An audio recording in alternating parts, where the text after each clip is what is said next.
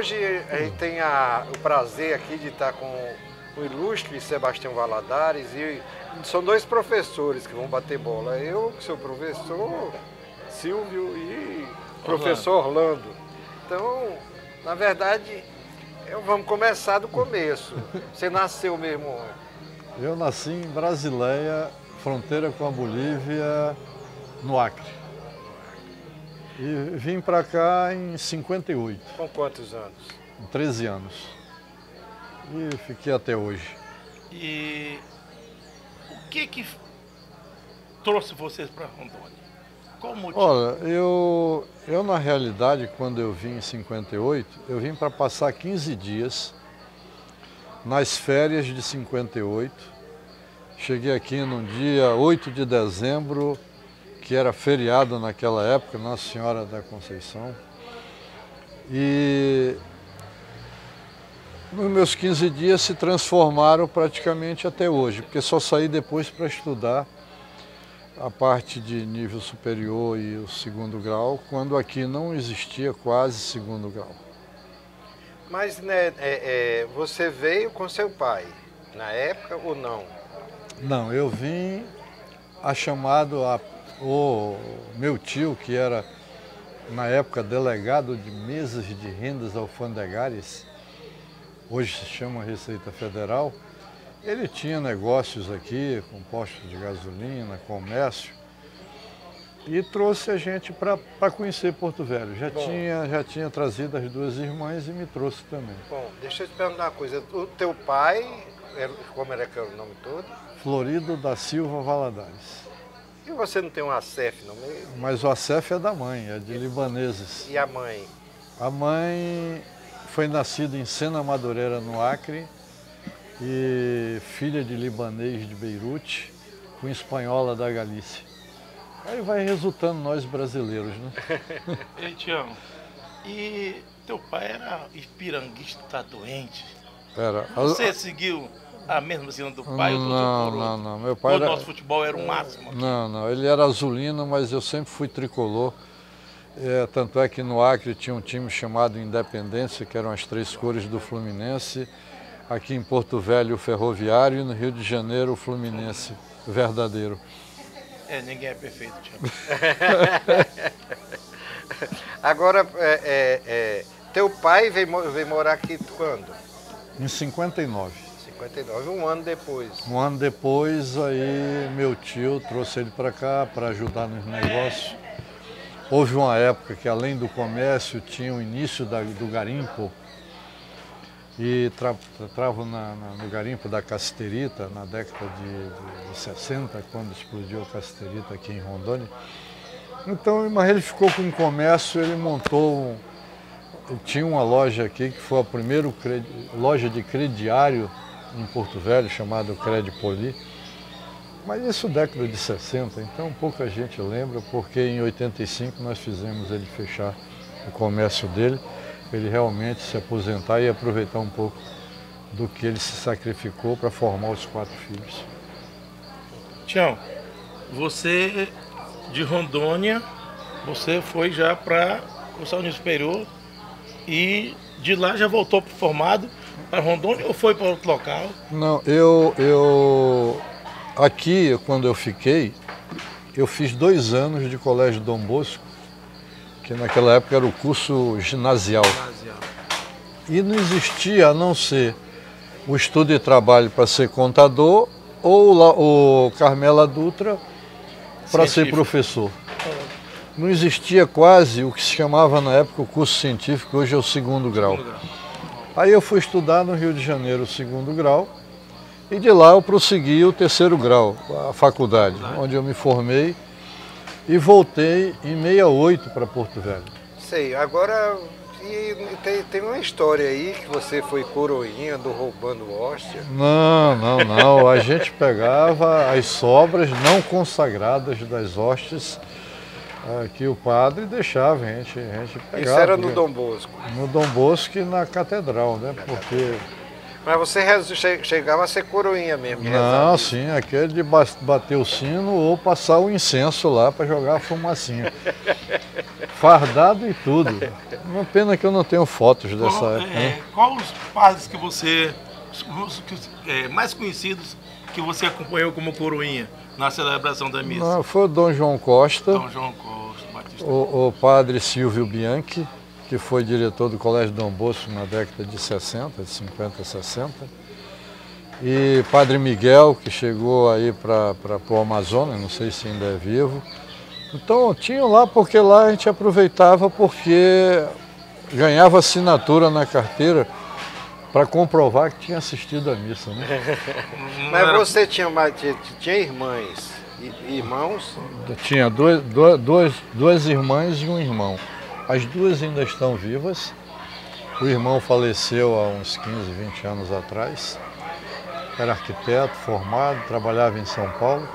As minhas irmãs têm uma aqui que lida com a educação infantil na parte de incentivo à leitura, que é Glória Valadares, que muita gente conhece. Conhecidíssima. E a outra irmã, a mais velha de nós todos, é Flora Valadares, que hoje trabalha no Acre, é secretária de Estado, foi de Banco Central, foi interventora aqui de Beron, foi interventora do Banco do Acre, funcionária de Banco Central, hoje aposentada, mas ainda trabalhando no Acre. É o que compõe a nossa família, né? E hoje, na realidade, sobramos só nós três. Mas existem outros Valadares aqui? Fora... Hoje só um filho. Só um filho, né? O outro filho que eu tenho mora no Rio de Janeiro, é funcionário da Petrobras, é engenheiro também. Mas existem muitos Valadares espalhados aí pelo Brasil, eu vou dizer assim até por fora, porque eu tenho prima, filha de meu tio, que é médica, que trabalhou comigo quando prefeito em Itapuã do Oeste, tratando malária, que ela era esposa de um funcionário da mineração Jacundá. E lá ela pegou serviço com a prefeitura no posto de saúde de Itapuã do Oeste. Hoje ela é uma médica, com emprego em Londres, que quando se fala de malária, ela tem não o conhecimento, mas a vivência de tudo que aprendeu aqui na Amazônia. Tião, você chegou em Rondônia no ano que eu nasci, ou seja, não faz muito tempo. Eu lembro que eu saía do Colégio Barão de Solimões, perto de meio-dia, e eu via uma bola quicando, na quadra, e passava no portão, você e mais alguns amigos. Você sempre foi um fã do basquete? Eu fui do basquete, do futebol de campo, do futebol de salão, do voleibol.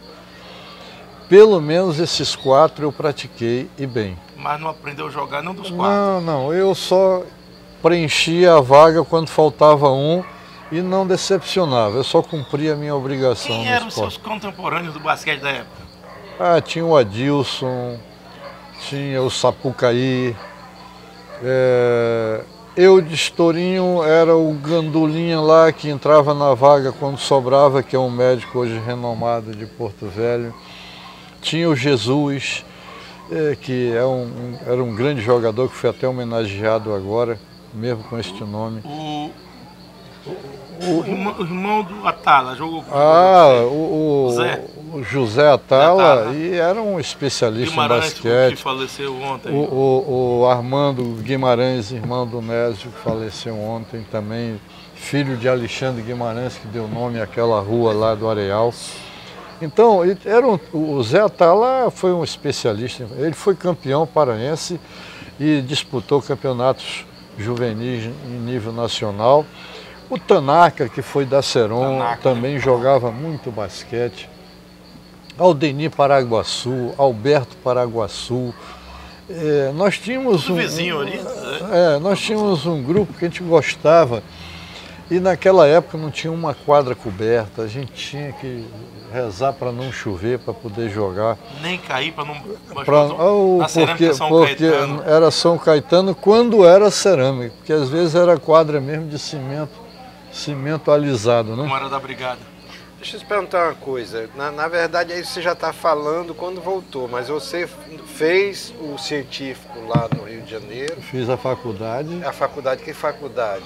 Fiz a Escola Nacional de Engenharia, que hoje não é mais, da Universidade do Brasil, que hoje não é mais. Hoje é Universidade Federal do Rio de Janeiro. Naquela época... Aí você formou-se lá? Formei lá e voltei. Voltou. Voltei para Porto Velho e fiquei entre Porto Velho e Rio Branco. Trabalhava aqui como liberal e trabalhava em Rio Branco como funcionário do DR do Acre. Até 70, quando eu voltei definitivamente para cá, porque eu não consegui conciliar a ponte aérea Rio Branco-Porto Velho, porque naquela época era só avião DC-3. Mas você chegou a voltar para a sua cidade ou manteve laços lá com... Não, eu voltei quando trabalhei um pouco no DR, porque eu trabalhei na retificação da estrada de Rio Branco até Brasileia e trabalhei no início da implantação de Brasileia até Assis Brasil, lá na fronteira com Peru e Bolívia, ontem em Inhapare e Bolquebra. Isso em 68 a 70. Depois fiquei só em Porto Velho. Mas em Porto Velho, em 70, quando eu cheguei, eu talvez entrei na prefeitura em dezembro de 69. E eu era talvez o único engenheiro da prefeitura na época. O primeiro. Não, já tinha tido alguns. Em 69, 70 só tinha eu, quando Porto Velho era de Abunã até Vilhena. É, exato. Então, era o maior município do mundo, né? Talvez o maior município do Brasil. E uma dificuldade, porque as estradas eram de terra, de péssima condição, a gente para chegar em Abunã praticamente só no verão, para chegar em Vilhena também, porque tinha grandes problemas de atoleiros, de viagem, Em 70 havia problema de abastecimento na cidade? Já havia, principalmente no inverno. Já havia. Porque eu não lembro bem, mas quando eu estava aqui já em meados de 70, o pessoal falava que muita coisa vinha da Bolívia, mas nem existia mais estrada de ferro. Não existia porque ela foi desativada só em 72. 72. Mas depois continua a vir. E vinha muito por via aérea. Via aérea. Muito por via aérea. Eu me recordo que meu primeiro filho nasceu em 75, que a gente queria oferecer... Primeiro filho, como era o nome dele mesmo? Marcelo. Né? Marcelo. E eu lembro que a gente queria oferecer uma alimentação mais saudável e vinha de avião. Porque a gente comprava, tinha um cidadão que teve venda de verduras, frutas boas, chamado Seu Chagas. Não sei se já pegaste ele ou ainda pegaste ele. Lá ali do lado do mercado. No mercado, então a gente esperava chegar o avião para comprar um abacate, uma maçã, uma pera, porque na realidade aqui só tinha no máximo uma laranja local e a banana, o cupuaçu, mas frutas de fora só vinham por avião na época. Só que hoje a gente vê, o pessoal reclama, mas não sabe o que foi para trás. Talvez se soubesse, reclamariam menos. Em tudo. Velho, vamos dizer, até 78, por aí, ainda era praticamente ali o centro, né? Você ia até no máximo quilômetro 1. Não, ele... Até o bemol por ali. É a Avenida Kennedy, que hoje é Jorge Teixeira. Jorge Teixeira. Claro, com caminhos, mas não ruas. Caminhos para chegar ruas abertas, até 70, mas... até 70. Né? Até 70. Depois foram abrindo, mas eu quando cheguei em 58, realmente só iria até ali, porque eles chamavam quilômetro 1, porque eles contavam desde o Rio Madeira, 7 de setembro, como se iniciasse, já fizeram lá para chegar lá. E ali era a BR-29, onde é a Nações Unidas hoje. BR-29, que hoje é a BR-364. Que já começa lá no Rock hoje. Tchau. Ali já virou Nações Unidas. Você é da época em que não era crime ambiental comer tartaruga? Que vinham nos trens, tudo emborcada. Vinha para não modo que fugir. uma mesa dessa. Você pegou essa época aí que você comia os quelônios. Como quem vinha de Humaitá por barcos também. E interessante que naquela época a gente recebia e colocava em garapés protegidos, Para não lembro que fugir. nós tínhamos para não fugir, telava e colocava. Para quando fosse matar, já tirava de dentro d'água, mas ela viva no ambiente dela mesmo, dentro do igarapé. E vinha muito tanto de Guajará, pelo sistema ali Bolívia e Guajará, como vinha aqui de Humaitá. De barco. Eu me lembro que na década de 70, 71, 72, restaurantes aqui, tipo, tinha um na 7 de setembro chamado Campo, que era daquele Paiva que fez o Caravela do Madeira, o português, que hoje está lá o Caravela do Madeira até hoje. Era ali na 7 de setembro, no cardápio tinha vários pratos de tartaruga, normalmente se fazia, né? Era permitido. Era permitido, não tinha esse problema. Depois que vieram como crime ambiental, aí hoje para a gente gostar de tartaruga tem que criar, senão... É engraçado também, né, que, por exemplo, muita coisa de Porto Velho antiga se perdeu, né? Porque era muito comum, como havia assim, havia uma certa comunidade, um certo congraçamento. Então, eu cheguei a ver isso. Você, por exemplo, era muito comum você encontrar as pessoas comendo coisas que hoje não só proibido, mas nem se perdeu até o costume, né? A maniçoba, por exemplo, ficou só por parar. Hoje não se fala em maniçoba aqui, né? Mas Pará. era muito comum o tacacá. O tacacá ainda tem alguns pontos raros em Porto Velho, eu pelo menos devo conhecer uns 4, 5 pontos, mas antigamente quase todo bairro tinha uma tacacazeira, né? Hoje não, hoje talvez porque naquele tempo tinha muita gente do norte que acostumou com comidas do Pará, e hoje não, a nossa migração ela foi muito diversificada, né? Aí veio gente de todas as partes do Brasil. Hoje ficou uma cidade cosmopolita que eu considero sempre, eu comparo muito com São Paulo. É porque não pelo tamanho, mas pela migração de todas as partes do Brasil, né? Ah, sim, a mistura de pessoas, de origens, de tudo. Então hoje ficou uma cidade que a tendência é ficar tipo uma São Paulo, né? Como diz os baianos, né? Tião, uma palavra para você chamada Catalina. Pouca gente sabe o que é um Catalina. O Irondelli.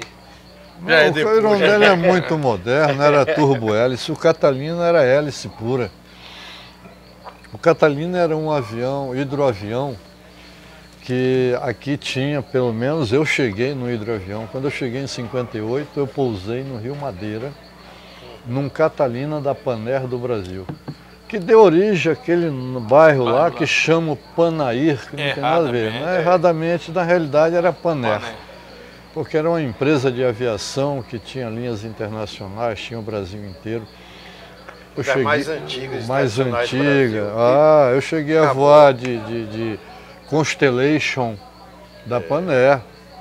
Inclusive eu deixei de viajar num que caiu perto de Manaus, escapei por pouco, porque tinham lançado uma linha de Caravelle, que era um avião francês, um planador, e eu deixei de ir no Catalina, vim no Caravelle para chegar a Manaus, escapei de cair lá, que morreu acho que quase todo mundo, não sei. Como você escaparia se tivesse? Talvez flutuasse. Não só vai no dia. Mas você sempre foi uma pessoa muito discreta. Você, inclusive, é uma pessoa que não gosta de aparecer. Não, é difícil. Mesmo tendo sido prefeito de Porto Velho. Aliás, como é que você acabou sendo prefeito? Porque você nunca nem postulou, eu acho. Não. É que na época ainda existia a nomeação. Ou por política, ou por mérito, ou por indicação, não sei qual. Eu, por acaso, fui porque eu era, na época, secretário de obras do município, houve a demissão do prefeito e o governador me chamou para assumir. E eu assumi. Você assumiu e eu acho que ficou quantos anos? Fiquei 4 anos. 4 só? Na última. Porque eu fui antes, eu mais fui... de uma vez. Você foi mais de uma vez. Eu fui em 74, quando o prefeito era Emânios Pontes Pinto. Aí ele renunciou e eu fiquei, né, o governador na época, eu acho que era Marques Henriques, Coronel João Carlos Marques Henrique, isso aí eu assumi provisoriamente como tampão. E foi ficando. Fui ficando até poder dar posse ao novo prefeito, quando foi liberado na época pelo SNI, porque tinha isso na época, que foi o Odaci Soares, que foi o prefeito pela segunda vez, que eu passei o cargo para ele, a segunda vez que ele foi prefeito. Aí depois ainda fiquei uma temporada entre 75, 80, umas coisas, porque era tudo nomeado, quando ficava vago, nomeava alguém para tocar. E na última vez, para tocar a prefeitura. Na verdade, você sempre era o grande técnico. Não, eu era um dos mais antigos que tinha assim, mais uma vivência, não vou nem dizer conhecimento, uma vivência da área, tanto administrativa como da cidade, a parte física da cidade, que eu digo às vezes que a gente tem que ter conhecimento da prefeitura, da cidade e do município. Então eu tinha um relativo conhecimento que deu para tocar 4 anos na transformação do território em estado. Eu fiquei de 81 a 85, passei a transição toda naquela guerra que foi de transformar o território em estado, dar autonomia político-administrativa, porque antes do território, cada vez que tinha um governador de plantão que vinha nomeado por Brasília. Hoje, independente da situação ou da qualidade, mas hoje o povo é quem elege. Quem escolhe os representantes. Eu tenho algumas perguntas. Primeiro, dizem que há um tempo atrás começou a alagar a cidade, aí alguém ligou para você pedindo socorro. Aí você disse, vai lá na rua tal, buraco, tem um buraco assim lá, e dizem tudo que a cidade... Isso é verdade? Não, tem coisas que às vezes você vê um ponto de alagamento hoje, e às vezes são coisas simples que eles não sabem, muitos não sabem, porque infelizmente a prefeitura, com tanta transição, com essa descontinuidade administrativa e com o descuido de algumas peças internas, eles não têm cadastro de tudo aquilo que foi feito. Eu ainda estou um pouco lúcido, às vezes eu lembro de que lá passa uma galeria, que se você abrir uma boca de lobo e arrancar 1 a 2 manilhas, aquilo ali desentope. Então, na parte principal da cidade, eu ainda me lembro de muita coisa, estou ajudando a fazer mapeamento. Desentupiu ou não? Desentope, é só ir lá. Segundo, quantas lagoas tinham aqui no bairro? Tem essas todas aí? Várias lagoas mesmo, você conhece todas? Tinham várias. Quais eram? Porque a gente começava com a lagoa atrás da rodoviária, que era o tal do Igarapé, dos tanques hoje, que era o banho do Alberico. É o banho do Alberico, lembro. Tinha uma lagoa grande que hoje, ali perto da Rio Madeira, que deu uma celeuma de nascentes na época da construção do shopping. Na realidade era uma água que vinha das cascalheiras e acumulava numa parte baixa. Eles chamaram de nascente. Nascente é quando você tem água o ano inteiro. Quando você tem água e que quando chega o verão seca, não é nascente. É linha de vale. É escoamento natural da água pelas linhas de vale. Então, ali naquela região tinha lagoa. No bairro Lagoa, onde eu morei 30 anos, ali tinha uma Lagoa dos Padres, tinha Lagoa do Amorim, lá perto de onde hoje é a Avenida Guaporé, que ali alaga até hoje. Então, a cidade tinha várias lagoas. E interessante, ali na Rio Madeira, pelo menos eu acompanhei 2. Que eram banhados ali perto onde hoje tem a rua Alexandre Guimarães, ali tinha uma lagoa grande em direção à Unimed. Por isso que você hoje vê quando chove muito forte, lá a água acumula muito, porque na realidade a natureza dizia que era para passar por lá. É como lá na Guaporé, ali perto de um condomínio que alaga às vezes 2, 3 vezes por ano, porque você vai aterrando no verão, quando chega o inverno a natureza cobra. Manda, né? De volta. Manda de volta. Terceira e última. É verdade, quando você é jovem, administrando uma obra, você de calça jeans e uma camiseta de algodão, chegou um peão procurando serviço lá, Aí disse que ele queria falar com o engenheiro da obra, você falou que era você, o cara chamou você de mentiroso. Ah, porque é o engenheiro, rapaz. Isso é verdade? Não, é porque o pessoal, hoje eu já uso camisa de gola com bolso por causa do óculos que eu não enxergo mais. Mas você enxerga. Mas eu, por muitos anos, engenheiro de campo, eu adorava usar camiseta. Quando eu não usava óculos, eu usava camiseta. Naquele tempo tinha a Ering e Sulfabril, a Sulfabril com os Debrunzinho. E sempre, até hoje, é calça jeans, tênis. E hoje eu já uso polo. Mas eu usava só camiseta mesmo, aquelas camisetas mesmo do batido, né? Que eu me lembro de uma ocasião que, quando eu prefeito, o governador Jorge Teixeira dizia: Tião, vai ter uma solenidade aqui no Palácio. Mas venha vestido. Põe uma camisa com gola, porque eu só andava de camiseta. Então isso aí, hoje não, hoje eu já uso pouco, só uso mais em casa. E como era teu relacionamento com o Teixeira? Teixeira não era uma pessoa fácil, principalmente quando você administrava uma cidade como Porto Velho. Eu dei a sorte de, por trabalhar dentro de uma linha de seriedade que eu tive na época, e já vinha trabalhando com várias peças militares, então você tem que ter aquela disciplina. E ele me viu como um que cumpria a missão, que tinha disciplina. E ele na realidade foi o meu grande mestre para encerrar para hoje, eu ter hoje o conhecimento que eu tenho, não de engenharia, porque engenharia você tem que estudar e praticar, mas de sistema público, de gestão. Ele é que, apesar de que era mais fácil no tempo dele, porque não publique-se, cumpra-se. Não, ele foi, eu digo que ele foi um presidente de governo. Né? Não, era porque... Fazia o que queria. Ele veio para cumprir uma missão que era transformar o território ao Estado. Um grande capataz. Então, do federal. E naquele tempo você era obrigado a cumprir. E eles vinham, cada governador vinha com uma missão. Eu trabalhei com um governador antes do governador Teixeira, com Humberto da Silva Guedes, que era mais rígido ainda, e de que eu, na minha visão, foi quem deu os primeiros bases de alicerce para a transformação do Estado. Teixeira veio, consolidou, transformou, consolidou as bases, transformou. Porque o governador Humberto da Silva Guedes, que poucos falam, só falam do governador Teixeira, os dois têm méritos, ele veio, foi quando transformou os nossos distritos, dando autonomia como municípios, como Vilhena, Cacoal, Vila Rondônia, que virou hoje Paraná, Jaru, Ariquemes.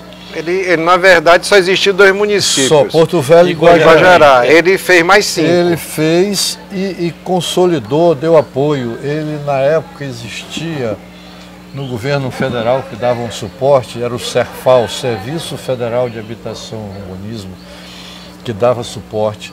Ele também, colocou uns programa de polos urbanos, que hoje, eu ainda vou fazer um estudo disso, que eu acho que 90% dos NUAR, Núcleo Urbano de Apoio Rural, nos projetos de colonização, eu tenho a impressão que se transformaram com outros nomes, mas as sedes dos municípios atuais de Rondônia. Ainda não fiz esse levantamento. Grande parte deles, mas na verdade ali houve um estudo do Milton Santos para poder que ainda no tempo para poder criar os núcleos urbanos e eles que seriam a base dos projetos de colonização, que depois se transformaram a base dos novos municípios. E havia um projeto, vamos dizer, de hierarquização urbana do Estado na época. Então, isso aí, para mim, por exemplo, pouca gente fala disso aí, do governador Humberto Guedes. Talvez porque ele era muito rígido, ainda com não era político, a visão militar. O coronel Teixeira, ele já tinha sido prefeito de Manaus, já tinha sido comandante do BIS, ou trabalhou lá no Batalhão de Infantaria de Selva. Então, eu tenho a impressão de que ele já tinha assim mais um convívio com a parte civil da transição, porque ele também pegou depois. Ele já pegou, não o general Geisel, ele já pegou o general Figueiredo, que já estava... Na época da abertura. A princípio da abertura, que o pessoal às vezes esquece desses detalhes. Então eu noto de que os dois foram grandes. Um fez as bases lá embaixo, o outro montou e levantou.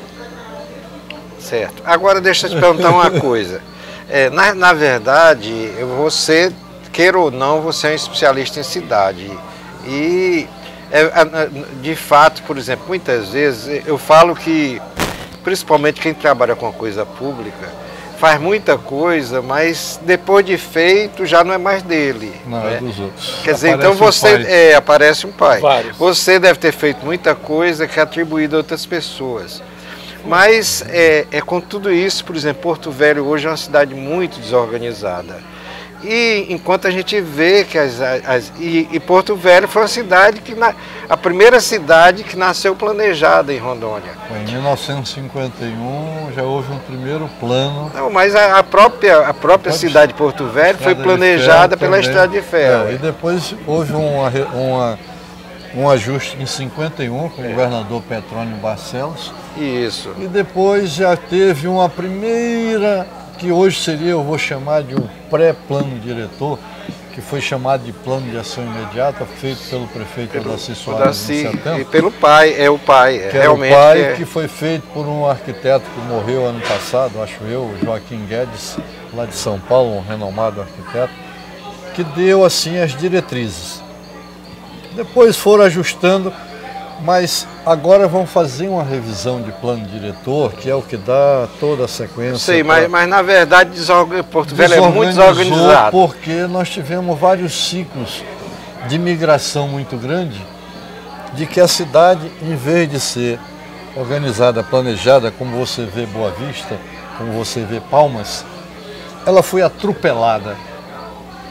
O que você tinha planejado foi atropelado. Onde você tinha áreas de preservação foram ocupadas. Os banhados, as APP de hoje, área de proteção ambiental. Então, a gente percebe de que houve um atropelamento e continua sendo atropelado. O poder público há muito tempo vem correndo, não é de hoje não, desde que eu me entendo, ele vem correndo atrás de consertar o que vai sendo feito no atropelo. Isso aí é o que é. Eu sei, mas você não atribui também isso, por exemplo, na verdade Porto Velho para mim existe a questão do vácuo político. Né? Quer dizer, na realidade... Talvez a descontinuidade... A descontinuidade... possa ter gerado isso tudo, porque a gente percebe que cada prefeito que entra, que eu já estou desde 69, já acompanhei não sei quantos, ele vem com um pensamento, um planejamento e começa a fazer. Mas quando ele começa a querer dar os primeiros resultados, já vem outra eleição. Acabou o mandato dele. Aí o outro chega e diz, não vou seguir isso porque isso foi do outro. Eu vou fazer o meu aqui. Isso aí, com os anos que eu tenho de prefeitura, deu para observar, talvez seja da natureza humana, eu não vou seguir o seu, porque eu vou lhe levantar, eu vou fazer o meu. E às vezes pode até ser melhor do que o seu, mas não dá tempo de implantar. Quando vem o outro, não, esse aqui. Aí começa essa roda viva que vem até hoje. Nessa de 4 em 4 anos, até quando há reeleição, ainda tem esses problemas. Bom, deixa eu te falar outra coisa, por exemplo, eu fui um teórico de cidades, né? Eu na verdade, ainda no tempo do governador Guedes, eu trabalhei com a Codran, que era uma articulação... você trabalhou com o Guedes? Trabalhei com o Guedes, claro. Então você vai entender o que eu lhe falei, né? Claro que eu entendo. Então, naquela época a gente organizou muitas cidades, tinha um pessoal, inclusive PPU, de Porto Velho, quem fazia o cadastro de todas as cidades era a Elita, e tem dois rapazes que eram... O Abreu, que era... E o outro, como eu lembro o nome do outro, que era uma equipe... Que ia para aqui, aprenderam a fazer aqui o tal do CTM, que era o cadastro. O CTM, iam lá com o Teodolito, marcava as cidades, era uma coisa fantástica, fizeram um trabalho fantástico. Quer dizer que é muito pouco reconhecido, né? Não se reconhece. Mas assim, eu digo que eu fui um teórico disso tudo. Algumas vezes, eu por muito pouco tempo fui secretário municipal de Porto Velho e fui secretário municipal de Ji-Paraná há algum tempo. Então, por exemplo, eu tenho muito orgulho das árvores que tem por lá. Eu com Ezequiel Muniz começamos um reflorestamento. Plantar. Mas isso é uma coisa que a gente passa e nem interessa para ninguém. Não lembro, e qual é a coisa que você tem orgulho de ter feito? É como eu, por exemplo, eu tenho certeza de que eu dei a minha participação. Sim, mas o que é que você tem orgulho de ter feito?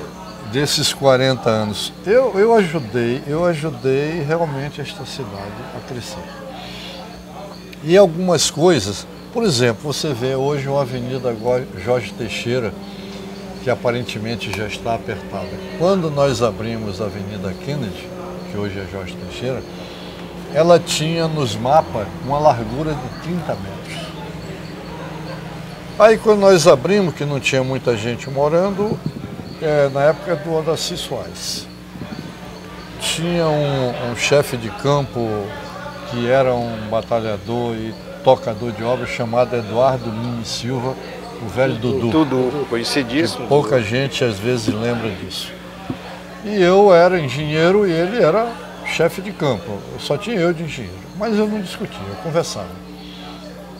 Quando nós abrimos 30 metros para implantar a Avenida Kennedy, só tinha uma trilhinha para chegar a um barracão onde hoje é a Suframa, que era do Camelo, que tinha barcos aí. Frederico Simão Camelo. Minerador. Aí eu observei que dava para colocar um pouquinho mais, porque eu vinha do Rio de Janeiro, estudante lá, e eu percebi a briga para ganhar 1 metro de calçada. Aí eu digo, olha, dá para botar para 40 metros. Aí nós botamos tratores de novo, botamos a 40 metros. Aí eu botei a topografia. Quando eu olhei de novo, eu vi que dava para ir a 60 metros. Porque o lado de cá era ocupado, mas o lado de lá não era. Nos 60 metros, só tinha um obstáculo, que era um muro do senhor Moacir Mota na Afonso Pena com a Jorge Teixeira. Entrava uns 10 metros, claro, ele estava na rua que era locada. Aí eu resolvi abrir a rua, desviando do muro dele, cheguei até onde hoje tem aquela curva lá do aeroporto, porque a aeronáutica não deixou a gente emendar na época. Mas saímos abrindo aquilo tudo, onde tem hospital de base, onde tem aquelas casas da aeronáutica. Então eu acho que se a gente não fizesse aqueles 60 metros, hoje estaria um caos aquilo ali. Para ligar o aeroporto, BR para o Acre, BR para Cuiabá. Então ali eu me considero como parte daquilo ali. E fizemos. Outra que eu também consegui, no tempo do Dr. Jacó Atala prefeito, 71, 72, eu fui ver a BR-364, ali logo no início do rock, começaram a lotear de um lado e do outro. E eu percebi que não estavam deixando os 100 metros de faixa de domínio da BR. E eu fui estudante de transportes, eu me formei nessa área, trabalhei no DNR, trabalhei em DR do Acre, DR daqui. Aí eu observei que estava muito estreita. Aí eu fui com o Jacó, eu digo, Jacó, estão invadindo a BR, vai ficar com 50 metros, é 50 do eixo. Então hoje aquela BR que você vê, fichas laterais e tal, se tivesse deixado, abriria, mas com despesa de desapropriações, etc. Tanto é que lá no início demorou a largar, onde tinha um motel Comodoro, não sei o que depois foi arrastando, onde tinha a Pemasa, a primeira Pemasa, não a segunda. E eu lembro que lá ia ficar com 50 metros. Estavam levando, eu digo, não, tem que ser 100 metros. Então eu considero, por exemplo, pelo menos esses dois casos aí, eu considero que foi uma contribuição grande porque ninguém tinha esta visão. Outra coisa, as ruas da Jorge Teixeira, até a rua 16, que eu ajudei a abrir, algumas encolheram para 20 metros. Mas eu dizia, faça 30, faça 30. O pessoal dizia, mas vai ser só para jogar lixo. Deixa, depois limpa. E você vê hoje que são avenidas largas, se você quiser redimensionar, você faz um canteirinho no carro, você faz duas pistas com calçada, com arborização central e lateral e tudo, que cabe em 30 metros. Depois de uma ocasião começaram a fazer loteamentos na marra, aí você vê ruinha de 15, ruinha de 12, ruinha, no máximo de 20, como é no bairro Lagoa, que ainda invadiram, que tem ruas mais estreitas. Então, são coisas de antigamente que estão refletindo hoje. Hoje você vê alguns estrangulamentos de ruas de trânsito. Por quê? Porque não forçaram barra.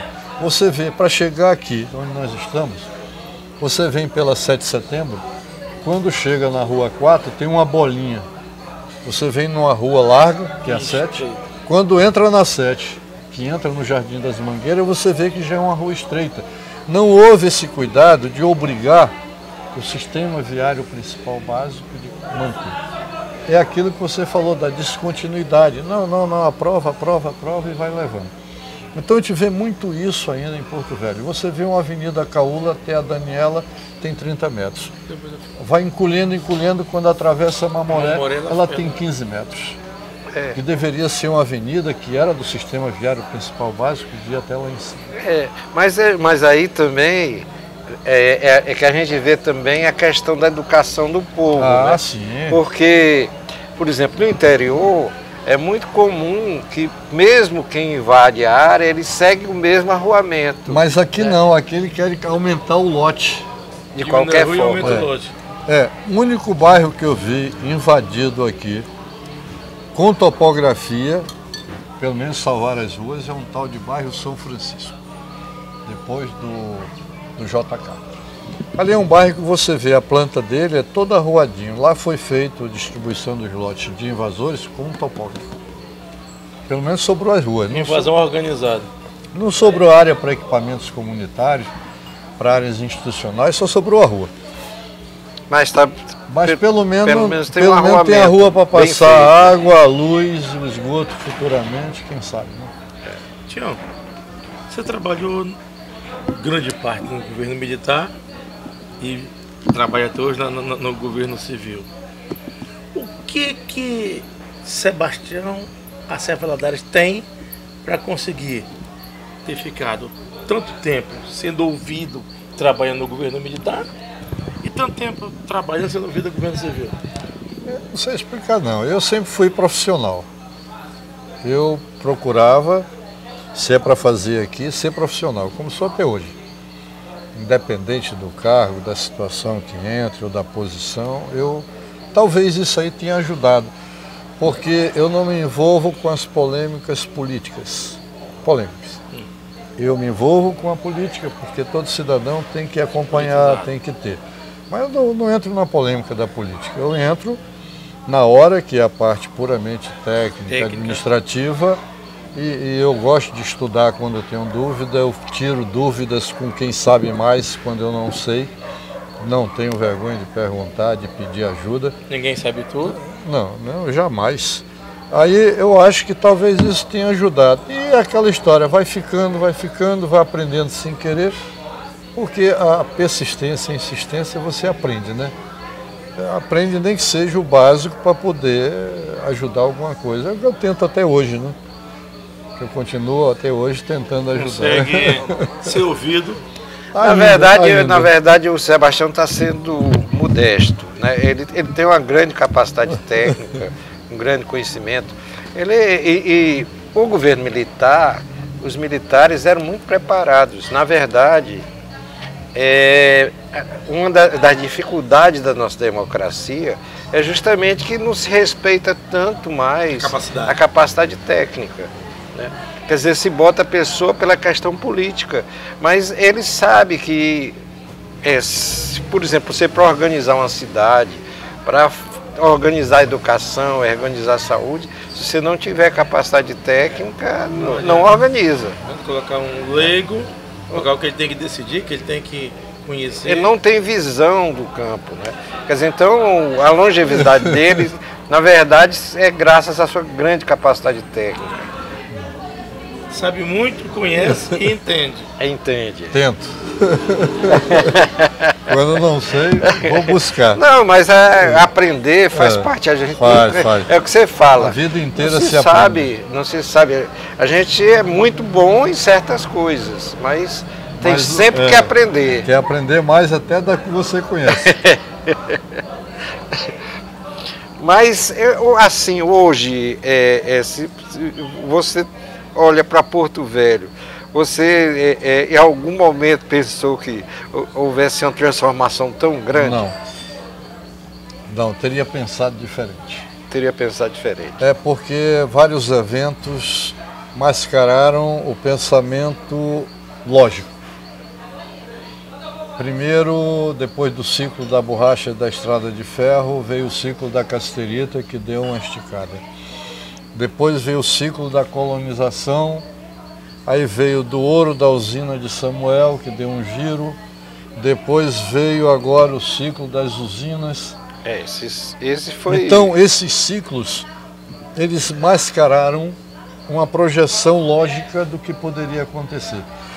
E não tinha como pensar, porque como é que você ia pensar que para cá iam trazer a migração de paranaenses, de refugados do Espírito Santo, de São Paulo, do Brasil inteiro, gaúcho e tudo, como é formado nosso mas aí, deixa eu te dizer uma coisa. Depois veio outro ciclo, a transformação do Estado com a consolidação dos municípios, o ouro que trouxe muita gente. Aí, depois agora veio duas grandes hidrelétricas que juntas somam quase o valor da maior hidrelétrica do país. Na verdade, as duas juntas é o segundo, foi na época o segundo maior projeto do mundo. Só as Três Gargantas tinham um investimento maior. Era um investimento de 32 bilhões. Por isso que Porto Velho cresceu a taxas acima de 8%. Acima e outra, atropelou qualquer planejamento aí atropelou. Com a descontinuidade que ocorre sempre. Atropelou, e eu sempre digo que nessa época de recessão, vamos assim dizer, acabou as usinas, acabou aquele boom, não sei o que, é a hora de dar um ajuste e corrigir algumas distorções. Sempre foi assim, desde que eu me entendo nesses 40 e poucos anos de prefeitura. Eu me lembro quando acabaram o garimpo manual, aí houve os ajustes, depois veio o estouro, aí houve ajuste, porque vai se ajustando na realidade, com dificuldade, porque o fazer antecipado é mais fácil e mais barato. O corrigir é mais difícil. Infelizmente é assim, não tem para onde correr. Mas deixa eu te perguntar agora, passando para uma parte mais agradável. Na verdade, você faz muito tempo joga futebol lá tem um local que é um clube, né? O Grilão, é Lagoa Country Club, vulgo Grilão. Por que Grilão? É porque na época, quando foi aberto, foi grilado, depois foi pago, escriturado. Achei que é por causa de grilo. Não. Na época foi grilado com autorização do proprietário da área. Quem era? Elcio França. Elcio França. Aí depois... Que era o Elcio França, era um grande pecuarista, né? Pecuarista, marchante, como chamavam. Então, ali aí depois nós pagamos tudinho, está registrado em cartório, registrado na prefeitura, tudo. E lá nós juntávamos profissionais de várias áreas, funcionários públicos e outros, para no sábado jogar futebol. Pronto. Vem cá, e como é que foi tua relação? Porque tem muita gente que até hoje diz que o maior prefeito de Porto Velho foi o Chiquilito. Mas como foi tua relação com o Chiquilito? Foi sempre excelente, porque nós somos companheiros de infância, adolescência, e depois crescemos juntos, formamos cada um para um lado, mas sempre juntos. E era um tempo que a gente confiava no passado. Então havia a facilidade de jogar na mesa e confiar sem a ingerência externa. Então facilitava muito o Chiquilito. Ele foi um grande prefeito, como já tiveram outros grandes aí, né? Mas foi um grande prefeito, deixou muita coisa boa. E eu me dava muito bem com ele pela relação que eu tinha com ele, com a família, como tem até hoje com os que ainda estão vivos, né? E pela origem dele daqui, e eu cheguei aqui novo ainda, 13 anos, então facilitou muito, né? Como tinha a equipe dele, eram muitos daqui, então havia uma integração maior sem a participação política, às vezes, nas indicações, que infelizmente hoje dizer que é errado, não, é o que vale, hoje é o que se faz, né? E carnaval, você gosta? Já gostei muito. Hoje eu não tenho mais fôlego. Hoje eu só vou na banda do Vai Quem Quer. Pra olhar também. Para olhar, só pela calçada para ver a festa da população e ver as coisas que aparecem. Mas você chegou a ir para a banda para se esbaldar? Bloco da Não, Cobra. eu saí no Bloco da Cobra. Eu fui saí na Diplomatas do Samba, depois saí na Unidos do Caiari, Pobres do Caiari. Então naquele tempo o carnaval era diferente, é diferente de hoje, né? Era muito mais tranquilo, né? É, muito mais tranquilo e mais... Tião Valadares é um bom vivan? Talvez. Talvez bom não, mas que quer viver muito. Viver muito. Com boas amizades. Com boas amizades. Bom papo. Bom papo, um suco de limão. Um suco de limão, boas companhias. E por aí a gente vai. Falar nisso, você não falou também como era o nome da sua esposa? Ah, não. Ela é uma carioca de família tradicional do Rio de Janeiro, Sônia Maria Brito e Cunha Valadares. O Brito e Cunha dela vem de um caricaturista do tempo do Getúlio Vargas, chamado J. Carlos, que era um grande caricaturista e respeitado na época. E de uma família tradicional, Delamária, do Rio de Janeiro, né? Mas topou vir para cá e ficar por aqui, ter os filhos, acompanhar até hoje, graças a Deus. Perdão, até daqui mais muitos anos. Enquanto Deus dará. Uhum. E o negócio de que teu pai tinha um carro azul? Um não, dois. Dois Fusca. Mas disse que ele tinha peça de reposição até dizer chega. Tinha dois Fusca azul e ele tinha muita peça de reposição, porque era difícil na época, e ele batia muito. Chegou a capotar alguma vez? Capotou, sim. Sabe o motivo, não? Não sei. Ele ficou no cruzamento muito tempo esperando, depois de acelerar, bateu um carro e ele capotou. Na Calama com a José Bonifácio, com a José de Alencar. Perto do Mucura. Perto do Mucura. Mas você chegou a usar o carrinho azul? Ah, usei muitas vezes. Eram dois. Eram dois. Porque naquele tempo não tinha tanto carro assim, Fusca, né? Só tinha Fusca. Eu tinha dois azuis e eu tinha um verde. Eu andei muito de Fusca.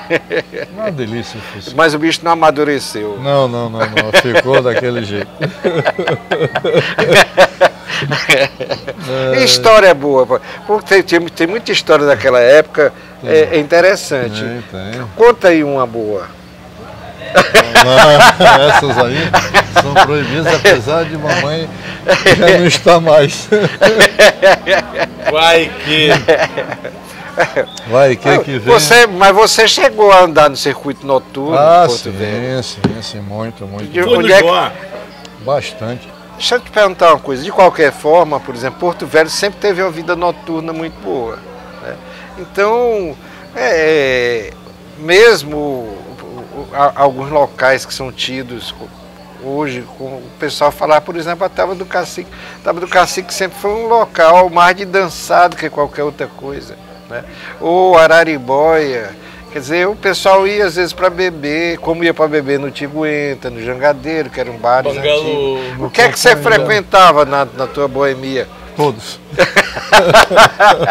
Inclusive... Desde o Seresteiro. Inclusive o Danúbio Azul Bailante Clube. O Danúbio Azul era um clube.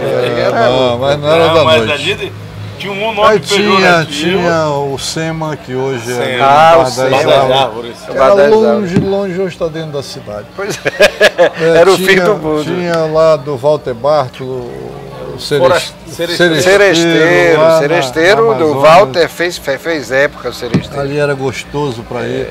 Mas tinha um outro que era muito frequentado por um nosso amigo político. O Bangalô também. Não, o Bangalô não, mais para cá, ali pro lado da rodoviária por ali. Para rodoviária. Ah, o Kairi Cobra Show, não? Não, eu nem lembro mais o nome. Mas era por, Porto Velho tem isso, Não, né? tem. O Muitas Tiguenta, coisas você se acabaram. lembra muito do Tiguenta? O Batista. O Batista. Não, antes do Batista, o seu Alde. Antes do seu Alde, o anterior, ali onde hoje. E tinha também o seu André na frente, onde hoje é o supermercado Gonçalves. Onde era o supermercado Gonçalves era o Jangadeiro. Era o Jangadeiro. E ali onde é a Litânia, Era aquele prédio da o Litânia, Tiguenta. Era o antigo Batista. Tiguenta, né? E Seu antes Batista. do Batista ainda teve o seu Alde, Né? que era um negócio espetacular. Né? Mas como tinha, à noite tinha o Companhia, que era dos Irmãos Valente, que Isso. acabou, que também era bonito. Companheiro, muito bom. Como Fantástico, teve uma boate bonita, que era... tinha o Porão, é, ali na Marechal Deodoro. Então são coisas. Eu lembro. E é interessante que às vezes a gente ouve dizer assim, Porto Velho, eu já vim de outras cidades, é a cidade do já teve. Isso. Já teve aqui isso, já teve aquilo, já teve aquilo. Eu lembro uma vez do Carmênio reclamando, eu tava no Carmênio e começou uma briga no Companhia, ele olhou lá fora e disse, meu bar nunca deu uma briga feia dessa aí. Fechou uma briga feia lá no e o Carmênio dizendo que o bar dele. Aí todo mundo hoje falava mal. você vê, hoje tem já os point, né? Todos, tantos os da noite fechadinhos, os pubs, como já tem outras áreas que é só a música, o tiragosto. Porto Velho hoje tem diversificado em todo o bairro. Né? Gregos. Hoje tem, hoje que é de grego dia, original. não sei se é de noite, eu sei que é Diz de que o pessoal dia. vai lá, tem um pessoal que vai lá. Houve tempo, por exemplo, que a gente ia num bar chamado Senado Bar, né? O Senado. Do João Lobo, ali na José de Alencar. Do lado da casa do Tourinho. Então são coisas assim que às vezes o pessoal esquece, não lembra nem das pessoas, nem da... Mudou muito, né? Mudou muito. Eu achei interessante vocês montarem coisas assim, porque, como eu, muitos podem contribuir de dar a sua participação de peculiaridades do dia a dia que passou no seu dia a dia, né? Legal. Então é interessante, porque vai se esquecendo, a memória é muito curta. Infelizmente, eu tenho que agradecer aqui aqui nós estamos no Sexta Via, que é um local agradabilíssimo, tem a melhor feijoada da cidade no sábado, que é do Lênin e da Cileide. E agora eu só posso fazer o seguinte, pedir ao meu ilustre amigo, professor Orlando, para se quiser fazer mais uma pergunta ou se despedir, e depois deixar a palavra com você para você se despedir e dizer o que quer. Agradecer praticamente essa história, esse almanaque abril da história de Rondônia, Tião, que sempre conheci, sempre admirei, mais de uns 4 anos para cá que começamos a conversar. Quando ele falou que o Aquilo me apresentou ele disse, tu é irmão da Maria do Carmo, eu digo, sou. Aí por nossa amizade estreitou mais, Helder, então as famílias tradicionais aqui, agradecer pela essa aula dada sobre o Porto Velho, e dizer que com você, Porto Velho tem jeito. Não. A gente é parte. Foi parte e tenta ainda ser parte. Eu agradeço essa oportunidade. É pena que, olha, são tantas coisas, os anos são tantos, porque de Porto Velho eu vou para 58, para 2018, vou para 60 anos. Mas você não faz 60 em Porto Velho. Vou fazer 60 anos de Porto Velho. Não.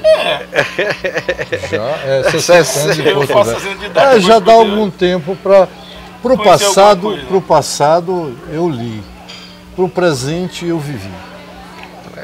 Então tem coisas que às vezes a gente nem fala aqui, mas que a vida obrigou você a acompanhar. Às vezes meus amigos dizem assim, não, vamos botar um gravador aí, porque a gente quando começa, está no Rio Madeira descendo para Calama, aí começa a procurar histórias. Aí a memória vai reavivendo, vai lembrando. E a gente nem falou de rio, né? Não, tanta história tem de muita de pescador. De Rio Madeira, de Rio Fica para João Maria, de Rio Machado, e etc, né? Mas é assim mesmo. Infelizmente a gente vai passando e é bom, alguns dizem assim, Tião, escreve para deixar alguma coisa, porque não ficou registrado. Eu digo, vou tentar, ver se ainda dá tempo. Vamos ver, obrigado. vamos tentar, né? Palmas para você. Obrigado. Valeu, Tião. Até mais.